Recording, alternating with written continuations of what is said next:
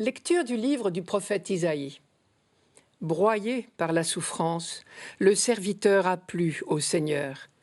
S'il remet sa vie en sacrifice de réparation, il verra une descendance, il prolongera ses jours. Par lui, ce qui plaît au Seigneur réussira. Par suite de ses tourments, il verra la lumière, la connaissance le comblera. Le juste, mon serviteur, justifiera les multitudes, il se chargera de leurs fautes. Essayons d'abord de lire ce texte sans penser tout de suite à Jésus-Christ. Le prophète Isaïe, qui écrivait au VIe siècle avant notre ère, parlait d'abord pour ses contemporains. Sinon, qui l'écouterait? Un prédicateur qui, aujourd'hui, nous parlerait pour l'an 3000, n'aurait guère d'auditeurs. Il faut donc chercher ce qu'Isaïe voulait dire à ses contemporains. En quoi son message pouvait les stimuler? La seule chose évidente dans les quelques lignes que nous lisons aujourd'hui, c'est qu'on est dans un contexte de persécution. Un serviteur est broyé par la souffrance. Puisque ce passage est inséré dans le livre du deuxième Isaïe, c'est-à-dire les chapitres 40 à 55, on peut penser qu'il s'agit de l'exil à Babylone.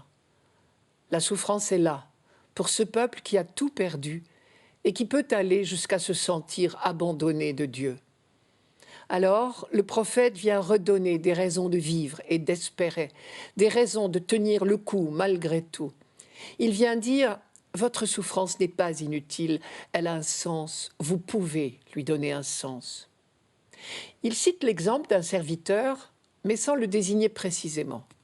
Qui est ce serviteur ? Ce même titre revient avec insistance dans les 4 textes qu'on appelle justement les chants du serviteur, chez le deuxième Isaïe. Il s'agit probablement du peuple lui-même exilé, ou ce qu'il en reste, le petit noyau, qui essaye coûte que coûte de rester un serviteur de Dieu. Je commence par la phrase la plus difficile. Broyé par la souffrance, le serviteur a plu au Seigneur. L'horrible contresens à ne pas faire, ce serait de croire une seule seconde que Dieu puisse prendre un quelconque plaisir à la souffrance d'un homme. Comment concilier cette manière de voir avec tout ce que nous savons par ailleurs, à savoir que Dieu est amour? Même nous, qui ne sommes pas très bons, nous ne nous réjouissons jamais des souffrances des autres. Donc ne faisons pas dire à ce texte ce qu'il ne dit pas. Nulle part dans le texte hébreu, il n'est dit que Dieu s'est complu à broyer son serviteur par la souffrance. Le verbe « plaire » ici est un mot que l'on employait à propos des sacrifices pour dire qu'ils étaient agréés par Dieu et que Dieu donnait son absolution. Pour le dire autrement, dans sa souffrance, le serviteur est invité à adopter une attitude que Dieu peut agréer comme une œuvre de réparation, d'absolution.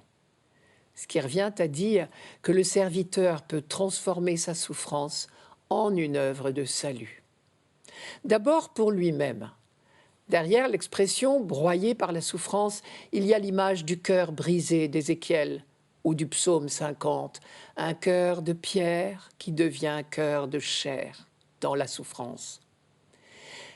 Et dans la souffrance infligée par les hommes, par la persécution, on peut réagir par le durcissement, haine pour haine, ou par l'amour et le pardon.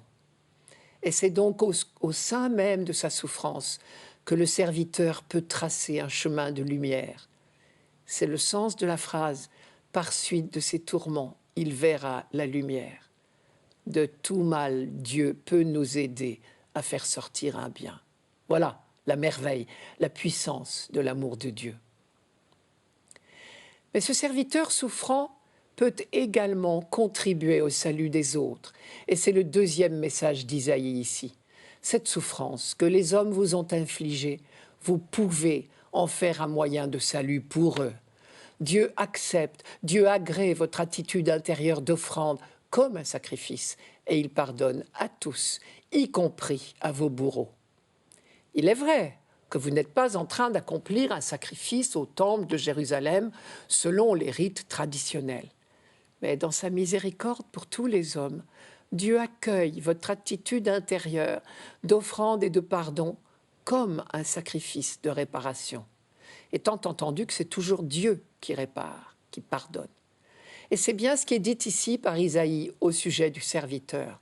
Broyé par la haine des hommes, le juste a répondu par le silence et le pardon. Et Dieu a permis que ce pardon soit le salut des bourreaux, que ce pardon convertisse le cœur des bourreaux, parce qu'ils se sont ouverts à l'absolution offerte par Dieu. Alors Isaïe délivre le message le plus important de sa prophétie. Par lui, par le serviteur, ce qui plaît au Seigneur réussira. C'est la phrase centrale de ce texte. Cette volonté de Dieu, Isaïe le sait bien, comme déjà Moïse le savait avant lui, c'est de sauver l'humanité, de la libérer de toutes ses chaînes. Et la pire de nos chaînes, c'est la haine, la violence, la jalousie qui ronge notre cœur.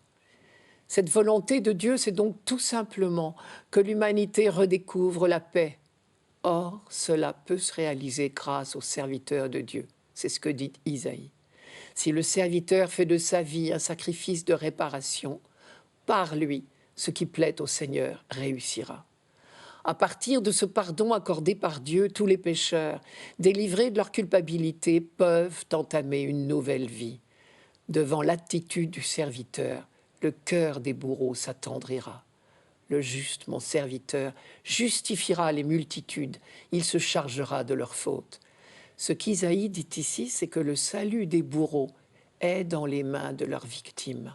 Car seul le pardon accordé par la victime peut attendrir le cœur de son bourreau et le convertir. C'est bien le sens de la phrase de Jésus. « Lorsque j'aurai été levé de terre, j'attirerai tout à moi. »